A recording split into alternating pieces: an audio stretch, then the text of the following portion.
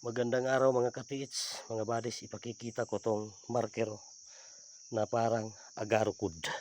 Yan, may hole. Legit yan. Klarong-klaro sa camera. Legit yan pagkagawa. Ito, malaking bato to. Matigas to na klase na bato na inukita ng marker. Yan. Ang ibig sabihin niya ng slash ay tubig area.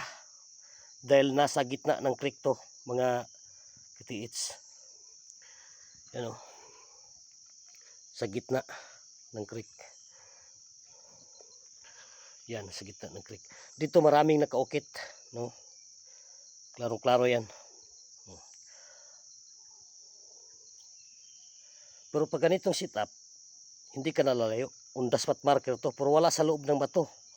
Nasa ilalim ng malaking bato. Yan naman, parang buhay na bato.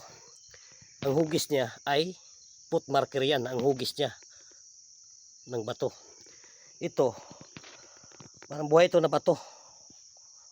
Malaking bato to na pinag-inukita ng marker. Yan, klarong-klaro naman. Oh. Pag ganitong marker, depende yan sa coordinate. Diyan may arrow yan, oh, klarong-klaro. Yan, arrow yan, patungo dito. Yan, arrow yan. Dito mismo nakaturo. May isang hole pa yan, oh. Yan, oh. No, klarong-klaro, dito nakaturo yan. May coordinate marker. Pag ganitong setup, hindi ka nalalayo. Dito na mismo ang load. May dalawang hole yan pa yan, oh, magkatabi, oh. Legit yan pagkagawa. Yan, klarong-klaro. Undaspat marker to mga katiits. Pag ganitong marker, nasa gitna ng creek. Ang slash na yan na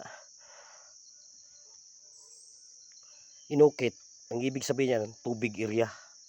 Pero dito na mismo, pailalim yung target na item. Thank you for watching mga katiits.